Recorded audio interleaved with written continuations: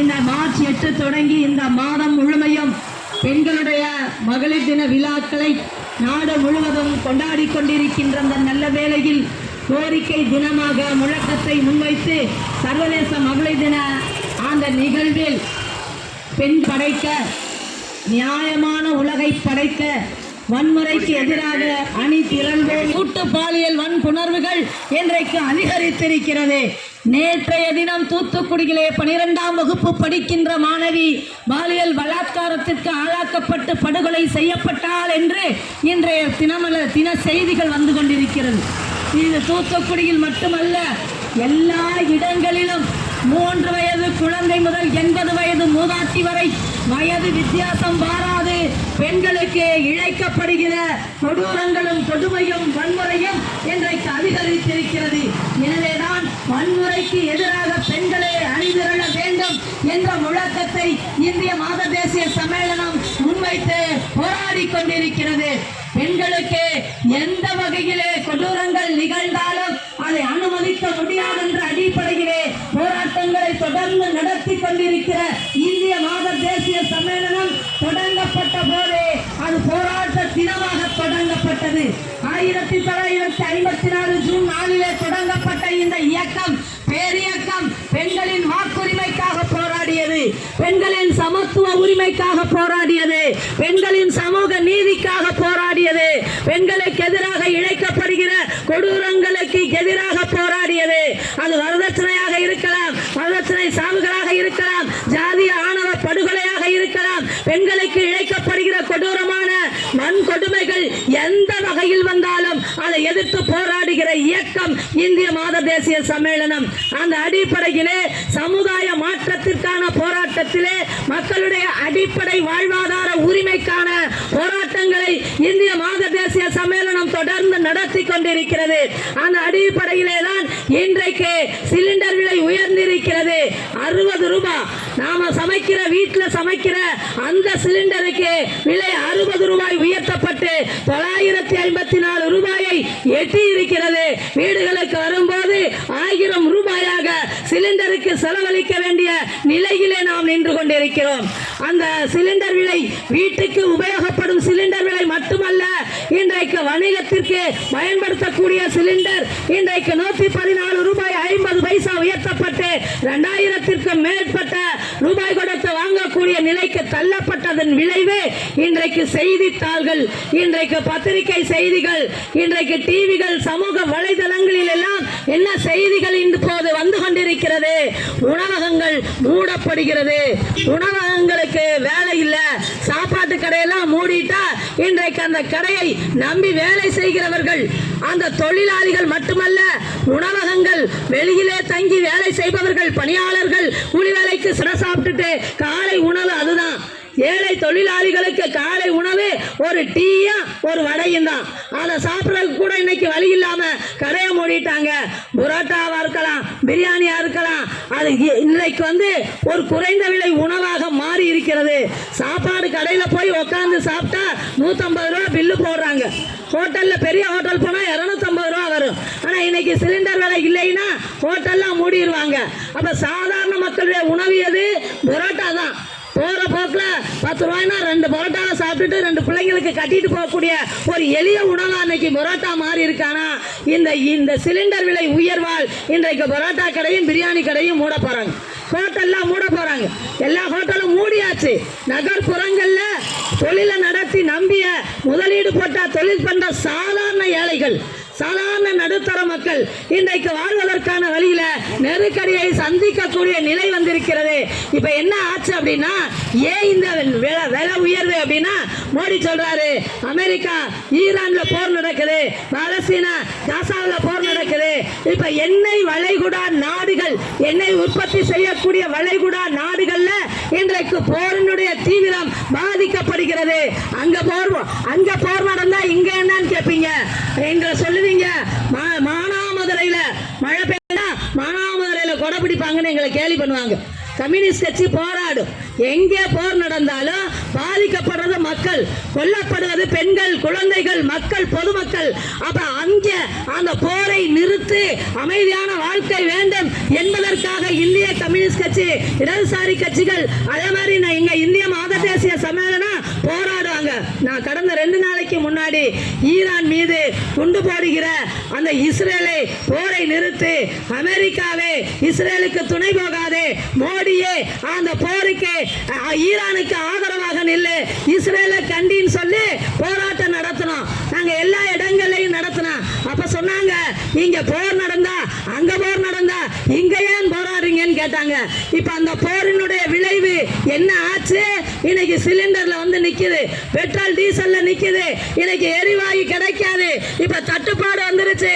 எங்க பார்த்தாலும் போன் பண்ண பதிவு பண்ண முடியல, சர்வர் ஒர்க் ஆகலைன்னு ஒரே ஒரு வார்த்தை தான் வருது. சிலிண்டர் கம்பெனில என்ட்ரி போட முடியல. இப்ப நேரடியா போய் பதிவு பண்ணோம்னா மிகப்பெரிய கியூ இருக்கு, அங்க சர்வர் ஒர்க் ஆகலைன்றாங்க. அப்ப சிலிண்டர் இல்ல, 1 மாசத்துக்கு ரஷ்யாவுல கச்சா எண்ணெய் வாங்கிக்கலான்னு அமெரிக்கா உத்தரவு போடுது இந்தியாவுக்கு. அமெரிக்கா யாரு? இந்தியாவுக்கு உத்தரவு போடுறதுக்கு. ரஷ்யாவுல வாங்காத, வாங்கினா 500% வரிய உனக்கு பொருளுக்கு கொடுப்பேன்னு அமெரிக்கா சொல்லும் போது ட்ரம்ப் கேட்டாரா? எதிர்த்து கேட்டாரா? கண்டனம் சொன்னாரா? இல்ல. அப்ப இன்னைக்கு என்ன சொல்லுது? 1 மாசத்துக்கு சோவியத் ரஷ்யாவுல இந்தியா கச்சா எண்ணெயை வாங்கிக்கலாம். அப்புறம் ஏன் இந்தியாவுக்கு ரஷ்யாவுக்கு வர்த்தக தொடர்பு இருக்கு, நட்பு நாடுகள். அப்ப இது அங்க கச்சா எண்ணெய் வாங்காத, பெட்ரோல் டீசல் வாங்காத, எண்ணெயை வாங்காத, கேஸ வாங்காத அப்படின்னு உத்தரவு போடுறதுக்கு அமெரிக்க அதிபர் ட்ரம்புக்கு என்ன அதிகாரம் இருக்கு? இது இந்தியாவினுடைய இறையாண்மை, இந்தியாவினுடைய சுதந்திரம், இந்தியாவினுடைய ஜனநாயகம். இதுல தலையிடுறதுக்கு அமெரிக்க அதிபர் டொனால்ட் ட்ரம்புக்கு என்ன அதிகாரம் இருக்கு? கேட்கணுமா வேண்டாமா? மோடி கேட்கிறாரா? கேட்க மாட்டாரு. ஏன்னா 2 பேரும் நண்பர்கள். இந்தியாவை கொண்டு போய் அமெரிக்காவுக்கு அடகு வச்சுட்டாரு. எனவேதான் ரஷ்யா கிட்ட வாங்காத, வரி போடுவேன்னு மிரட்டாரு. உடனே பயந்துகிட்டு இவர் ரஷ்யா கிட்ட ஒப்பந்தத்தை ரத்து பண்றாரு.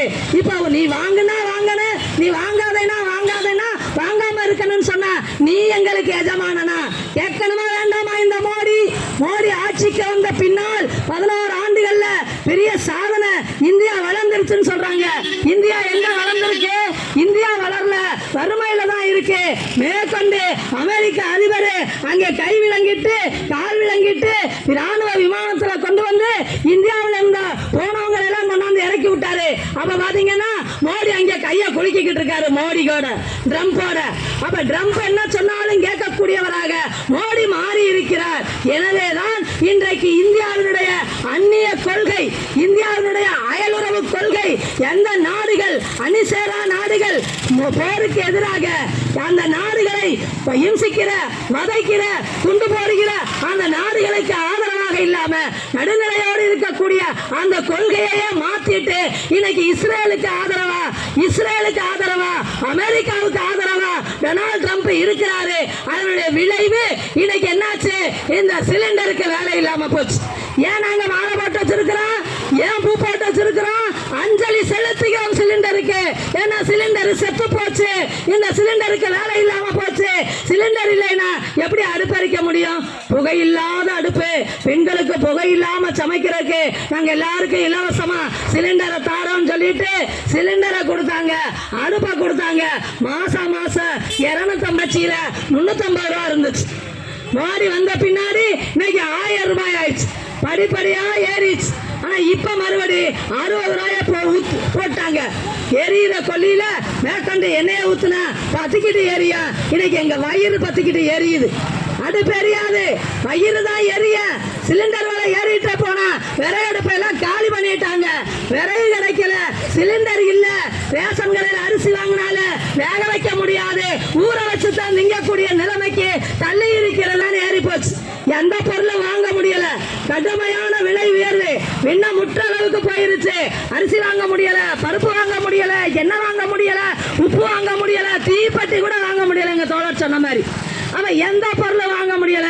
தாலிக்கு தங்கம் வாங்க முடியல, தாளிக்கிறதுக்கு எண்ணெய் வாங்க முடியல. எல்லா பொருள் விலையும் கடுமையா ஏறி இருக்கு. வேலை வாய்ப்பு இல்ல, வேலை கிடைக்கல. நகர்ப்புறத்துல மட்டும் இல்ல, கிராமப்புறத்திலையும் வேலை இல்லை. இந்திய கம்யூனிஸ்ட் கட்சி போராடி 2005 சட்டமாக்கப்பட்ட ஐக்கிய முன்னணி ஆட்சியில 100 நாள் மகாத்மா காந்தி தேசிய ஊரக வேலை உறுதி அளிப்பு சட்டமா கொண்டு வந்தான். அந்த சட்டத்தினால இன்னைக்கு கிராமப்புறத்துல பெண்கள்லாம் வேலை பார்த்துட்டு இருக்காங்க. 100 நாள் வேலைக்கு உத்தரவாதம் இருந்துச்சு.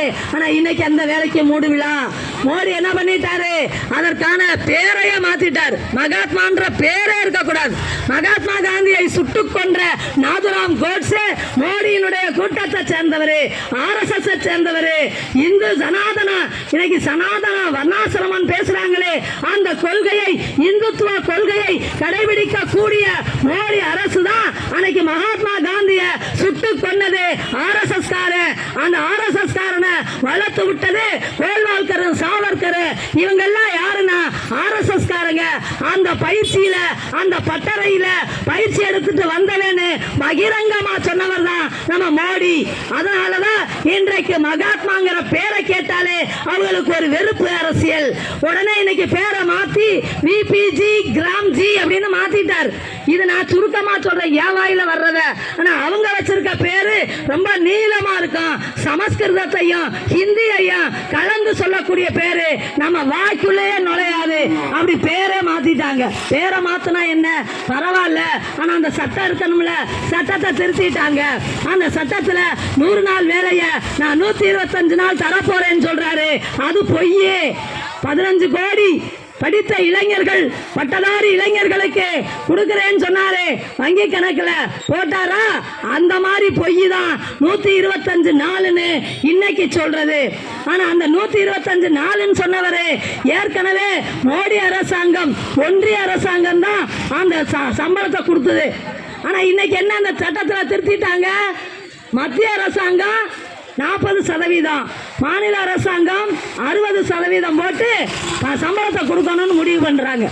அதே மாதிரி வேலையில்லா காலங்களில் நிவாரணம் கொடுக்கணும்னா அது மாநில அரசு தான் கொடுக்கணும்னு திருத்தியிருக்காங்க. இன்னொன்று என்ன, நம்ம என்ன சொல்றோம் அப்படின்னா, நகர்ப்புறங்கள்ல 100 நாள் வேலையை விரிவுபடுத்தணும். நகர்ப்புறத்தில் அறந்தாங்கி நகரம் மாதிரி நகரங்கள்ல இருக்கிற பெண்களுக்கு வேலை வாய்ப்பு இல்லை, வேலை இல்லை, வறுமையா இருக்கு, பட்டினியா இருக்காங்க, படிக்க முடியல, வாடகை கொடுக்க முடியல, வீடு இல்லை. அப்ப என்ன பண்ணணும்? நகர்ப்புறத்தில் இருக்கிறவங்களுக்கும் இந்த 100 நாள் வேலையை விரிவுபடுத்தணும்னு நாம கேட்கிறோம். ஆனா அரசாங்கம் அதை செய்யல. எனவேதான் மோடி அரசை இந்த கோரிக்கையை வைத்து அறந்தாங்கி நகர பகுதியில் இருக்கிறவங்களுக்கும் 100 நாள் வேலையை கொடுக்க வேண்டும் என்று நாம போராடிட்டு இருக்கிறோம். அதே நேரத்தில் இந்த 100 நாள் ஆக்கணும், 600 ரூபாய் சம்பளம் ஆக்கணும்னு நாம கோரிக்கை வச்சு போராடிட்டு இருக்கோம். இந்த வேலை நகர்ப்புறத்தில் இருக்கிற பெண்களுக்கு கிடைச்சா அவங்களுக்கு வாழ்வாதார உரிமைகள் பாதுகாக்கப்படும். பாதிக்கப்பட்டிருக்கிற அந்த ஏழை எளிய மக்கள் நகர்ப்புறத்திலேயே இருக்காங்க, அவங்களுக்கு வேலை கிடையாது, வேற வழி கிடையாது, வீட்டு வாடகை கொடுக்க முடியல. எனவே வீடு இல்லாதவர்களுக்கு வீட்டுக்கு இடம் கொடுத்து வீட்டை கட்டி கொடுக்கணும்னு தமிழக அரசு கிட்ட அந்த கோரிக்கையை நாங்க வலியுறுத்திக்கிட்டு இருக்கிறோம். அதே மாதிரி ஒரு ஜனநாயக நாடு, ஜனநாயக உரிமை. நாங்க ரோட்ல இருந்து ஆர்ப்பாட்டம் பண்றதுக்கு, கருத்து சொல்றதுக்கு, போராட்டம் நடத்துறதுக்கு எங்களுக்கு உரிமை இருக்கு. அதுக்கு என்ன பண்ணுவோம்? ஒரு ஆர்ப்பாட்டம் நடத்தணும்னு சொன்னா ஒரு போலீஸ் ஸ்டேஷன்ல போய் காவல்துறை கிட்ட அனுமதி கேட்போம். ஆனா இப்போ ஒரு மைக் வைக்கிறோம், இந்த மைக் செட்டுக்கு ஒரு படிவம் கொடுப்போம், அதோட ஒரு கடிதம் கொடுப்போம். ஒரு படிவம், ஒரு கடிதம், இது ரெண்டையும் கொடுத்த உடனே அவங்க அனுமதி கொடுப்பாங்க. ஆர்ப்பாட்டம்னா ஜனநாயகமா கருத்தை சொல்லி கோரிக்கையை சொல்லிட்டு போயிடுவோம். மறியல் அல்லது ஒன்றிய அலுவலகங்கள் மீது முற்றுகை அப்படின்னு வரும்போது என்ன பண்ணுவோம்? தகவலை சொல்லுவோம். அனுமதி கொடுக்க மாட்டாங்க, எங்களுக்கு தெரியும். சட்ட ரீதியா நாங்க தகவல் மட்டும்தான் சொல்லுவோம். அவங்க உங்களுக்கு அனுமதி இல்லைன்னு சொல்லுவாங்க. நாங்க சட்டத்தை மீறி அந்த போராட்டத்தை நடத்தினா கைது செய்வாங்க, வழக்கு போடுவாங்க. ஆனா இன்னைக்கு இந்த ஆர்ப்பாட்டத்துக்கு ஒரு மனு கொடுத்து கடிதம் கொடுத்தா 5 பேர் ஆதார் கார்டு கொடுக்கணும்னு காவல்துறை ஏன் நெருக்கடி பண்றீங்க? ஆதார் கொடுக்கணும், கைரேகை வைக்கணும், கையெழுத்து போடணும்னு புது புது ஐடியாக்களை ஏன் சொல்றீங்க? நாங்க அக்யூஸ்டா? நாங்க என்ன குற்றவாளிகளா? நாங்க என்ன தப்பிச்சு ஓட போறோமா? பப்ளிக்கா அனுமதி கேட்கிறோம், ஆர்ப்பாட்டம் பண்றோம், பேசுறோம். அது எங்க ஜனநாயக உரிமை. சட்ட ரீதியா இடம் இருக்கு. அதுக்கு ஏங்க ஆதார கோர்ட்டு செல்லாதுன்னு சொல்லியிருக்கு. ஓட்டு போடுறதுக்கு ஆதார் செல்லாதுன்னு தேர்தல் ஆணையம் சொல்லுது, கோர்ட்டு சொல்லுது. இதையெல்லாம் நாங்க கொடுக்கணும்னு என்ன அவசியம் வந்திருக்குன்னு கேட்கிறேன். ஜனநாயக உரிமையை ஏன் பறிக்கிறீங்கன்னு கேட்கிறேன். ஏன் புதுசு புதுசா சட்டம் போடுறீங்க? அரஸ்ட் பண்ணுவாங்க, மறியல் பண்ணுவாங்க, அரஸ்ட் பண்ணுவாங்க, அங்க உட்கார்ந்து எங்களை என்ட்ரி போடுவாங்க. அப்ப என்ன ஜாதின்னு கேட்பாங்க. சொல்ல மறுக்கிறோம், எந்த ஜாதியும் இல்லைன்னு சொல்லுவோம் நாங்க. அப்படியே போயிடுவாங்க. அப்ப புதிய புதிய விதிகளை, புதிய புதிய சட்டங்களை, புதிய புதிய கோரிக்கைகளை ஏன் வைக்கிறீங்க? அதையெல்லாம் நாங்க அனுமதிக்க முடியாது. எப்பவும் போல மனு கொடுக்கிறோம், மைக் செட் படிவம் கொடுக்கிறோம். நீங்க பதிவு பண்ணி எங்களுக்கு அனுமதினா அனுமதின்னு கொடுங்க, மறுக்கிறோம்னா மறுக்கிறோம் கொடுங்க. மீறி சட்டத்தை மீறி செஞ்சா என்ன செய்யணுமோ கைது செய்யுங்க, நடவடிக்கை எடுங்க, வழக்கு போடுங்க. புதுசு புதுசா கேட்காதீங்க. அதே மாதிரி இன்றைக்கு தமிழக அரசு பல்வேறு நலத்திட்டங்களை அறிவித்திருக்கிறது. பல்வேறு பெண்களுக்கான நலத்திட்டங்களை அறிவித்திருக்கிறது. இன்னைக்கு தேர்தலை சந்திக்க போறோம். இப்ப மோடியும் எடப்பாடியும் வர்றாங்க. எடப்பாடி தான் பல்வேறு சட்டங்களுக்கு கையெழுத்து போட்டு வந்தவர், ஆதரிச்சுட்டு வந்தவர். இன்னைக்கு மின்சாரம் கட்டணம் கூடி போச்சு அப்படின்னு இங்க இருந்து ஒரு போராட்டம் அறிவிக்கிறார். உதய் மின் திட்டத்தில் கையெழுத்து போட்டு வந்தவர் எடப்பாடி. இன்னைக்கு வேளாண் சட்டங்கள், நான் விவசாயியின் நண்பன், நான் விவசாயிகளின் தோழன்னு பச்சை துண்டை போட்டுட்டு வர்றாரு. அந்த விவசாயிகளுக்கு எதிரான 3 வேளாண் சட்டங்களை நிறைவேற்றிய போது கையெழுத்து போட்டு வந்தவர் எடப்பாடி. இன்னைக்கு விவசாயிகளை ஏமாத்துறார். இஸ்லாமிய பெருமக்களுக்கு எதிராக பல்வேறு சட்ட திருத்தங்களை, குடியுரிமை திருத்த சட்டத்தை மோடி கொண்டு வரும்போது கையெழுத்து போட்டு வந்தவர் எடப்பாடி. அதை ஆதரிச்சவர் எடப்பாடி. இன்னைக்கு இஸ்லாமிய மக்களின் நண்பர்னு சொல்லி ஏமாத்திட்டு வர்றாரு. தமிழக மக்களுக்கு தெரியும், இந்த தமிழக மண் பெரியாரால், ஜீவாவால், சிங்காரவேலரால், கம்யூனிஸ்டுகளால் ரத்தம் சிந்தி போராடி இன்னைக்கு நீத்து தூக்கு கயிறை முத்தமிட்டு துப்பாக்கி குண்டுகளை நெஞ்சில் சுமந்து சிறைச்சாலைகளை நிரப்பி சிறை கொட்டடிகளில் சித்திரவதை அனுபவித்து இந்திய மண்ணை வீட்டெடுத்த இயக்கம் இந்திய கம்யூனிஸ்ட் கட்சியினுடைய இயக்கம். இந்திய மாத தேசிய சம்மேளனம் பெண்கள் உரிமைக்காக, விடுதலைக்காக பல்வேறு போராட்டங்களை தொடர்ச்சியாக நடத்தி கொண்டிருக்கின்ற இயக்கம். அது வாச்சாத்தியா இருக்கலாம், பில்கிஸ் பானுவா இருக்கலாம், குஜராத்ல இருக்கலாம். ராமர் கோயிலை இடிச்சிட்டு மசூதி கட்டுறதுக்கு கலவரம் நடந்த அந்த கலவரத்தில் இஸ்லாமியர்களுக்கு ஆதரவாக போராடிய இயக்கமா இருக்கலாம். அந்த பில்கிஸ் பானுவுக்காக வழக்கு போட்டு கோர்ட்டு படிகளில் ஏறி குற்றவாளிகளை கைது செய்து சிறையில் அடைத்த அந்த குற்றவாளிகளை விடுவித்த போது மீண்டும் சிறையில் அடைக்க வேண்டும் என்பதற்காக போராடியதா இருக்கலாம். நிர்பயாவா இருக்கலாம், ஆஷிபாவா இருக்கலாம். பெண்களுக்கு எதிரான பாலியல் குற்றங்களில் குற்றவாளிகளை தண்டிக்க வேண்டும் என்பதற்காக போராடிய இயக்கம் இந்திய மாத தேசிய சம்மேளனம்.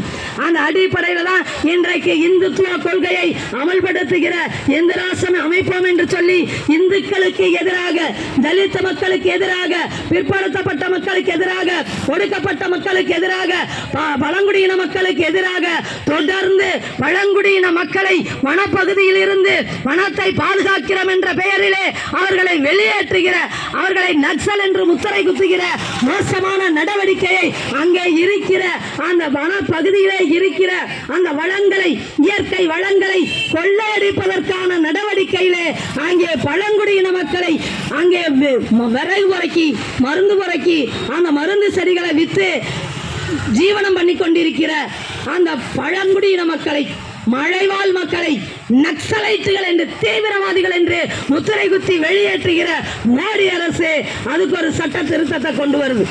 இப்படி இளைஞர்களை, பெண்களை, தொழிலாளிகளை, விவசாயிகளை, அனைத்து பகுதி மக்களையும் பாதிக்க செய்கிற நடவடிக்கை மோடி அரசாங்கம் எடுத்துக்கொண்டிருக்கிறது. அது ஜாதியின் பெயரால், மதத்தின் பெயரால் மக்களை பிளவுபடுத்தி துண்டாடி இரத்த களரியை உருவாக்கி ஆட்சி அதிகாரத்தை பிடிப்பதற்கான நடவடிக்கையை மோடி அரசாங்கம் எடுத்துக்கொண்டிருக்கிறது. தமிழகத்திலே எப்படியாவது கால் ஊன்ற வேண்டும் என்பதற்காக பல்வேறு நடவடிக்கைகளை மேற்கொண்டிருக்கிறது. தமிழகத்தை வஞ்சித்திருக்கிறது, புறக்கணித்திருக்கிறது. தமிழகத்துக்கு ஒதுக்க வேண்டிய, அது கொரோனா நிதியா இருந்தாலும் சரி, அது வெள்ள நிவாரண நிதியா இருந்தாலும் சரி, அது கல்விக்கான நிதியாக இருந்தாலும் சரி, ஜிஎஸ்டி வரி பங்கா இருந்தாலும் சரி, தமிழகத்திற்கு தரம் மறுக்கிறது.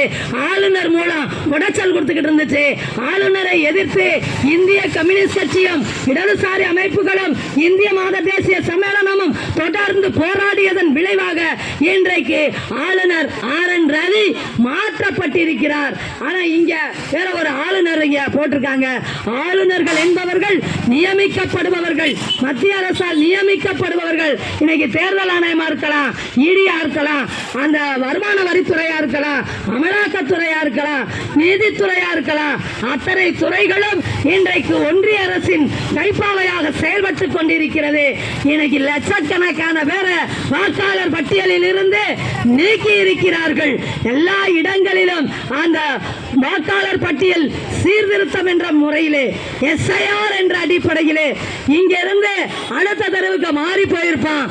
அவன் பேர் இந்த வாக்காளர் பட்டியல்ல இல்லாம இருந்திருக்கும், அல்லது பேரு மாறி இருக்கும், இன்சியல் மாறி இருக்கும். உடனேயே அவனை செத்து போனவனை நீக்கு, ஆளே இல்லைன்னா நீக்கி, அடுத்த தடவைக்கு குடி போனவனையும் இல்லை என்று நீக்கக்கூடிய மோசமான நிலை இருக்கிறது. அதற்கான ஆதாரமாக ஆதார் கார்டு செல்லாது, வாக்காளர் அடையாள அட்டை செல்லாது, அது கொடுத்திருக்கிற 8 நிபந்தனையும் செல்லாது. எனக்கு பிறப்பு உரிமை சான்று, பிறப்பு சான்று வேண்டும் என்று சொன்னால் என் அப்பாவுக்கு பிறப்பு சான்று வேணும், எனக்கு தான் எடுக்கலாம். என் அப்பனுக்கும் பாட்டனுக்கு நான் எங்க போய் தேடுவேன்? அப்ப குடியுரிமை திருத்த சட்டத்தை அமல்படுத்துகிற வகையிலே SIR-ஐ திணித்து இன்றைக்கு வாக்காளர்களை காலி செய்யக்கூடிய நிலை இருக்கிறது. ஒரே நாடு, ஒரே தேர்தல், ஒரே கட்சி, ஒரே ரேஷன் என்று சர்வாதிகார ஆட்சியை, முசோலினியை போல, ஹிட்லரை போல மோடி ஒரு சர்வாதிகார ஆட்சியை நிறுவுவதற்கான நடவடிக்கை எடுக்கிறார். அனுமதிக்க முடியாது என்பதற்காக இந்திய மாத தேசிய சம்மேளனம் தொடர்ந்து போராடி கொண்டிருக்கிறது. அந்த அடிப்படையிலே மக்களுடைய வாழ்வாதார உரிமை, விலைவாசி உயர்வு, வேலையில்லா திண்டாட்டம், வறுமை, கல்வி, சுகாதாரம், மருத்துவம், இப்படி அடிப்படை கட்டமைப்பு வசதிகள், அது வீடு, குடியிருக்க வீடு, குடிப்பதற்கு தண்ணி, நடப்பதற்கு சாலை, படிப்பதற்கு பள்ளி, இப்படி அனைத்து வகையான அடிப்படை வாழ்வாதார உரிமைகளை பெற்றுத்தர வேண்டும். பெண்களுக்கு எதிராக இழைக்கப்படுகிற அநீதிகளுக்கு எதிராக, கொடுமைகளுக்கு எதிராக தொடர்ந்து போராடுகிற இந்திய மாத தேசிய சம்மேளனம் இன்றைக்கு இந்த பெண்களை பாதிக்கக்கூடிய விஷயங்களை கையில் எடுத்து இந்த போராட்டத்தை நடத்தி கொண்டிருக்கிறது. எங்களுடைய போராட்டம் தொடரும், வெற்றி பெறும் வரை போராடுவோம், தொடர்ந்து போராடுவோம். அந்த போராட்டங்களுக்கு பொதுமக்கள் எல்லாம் ஆதரவு தர வேண்டும் என்று கேட்டு வாய்ப்புக்கு நன்றி கூறி நிறைவு செய்கிறேன். நன்றி, வணக்கம்.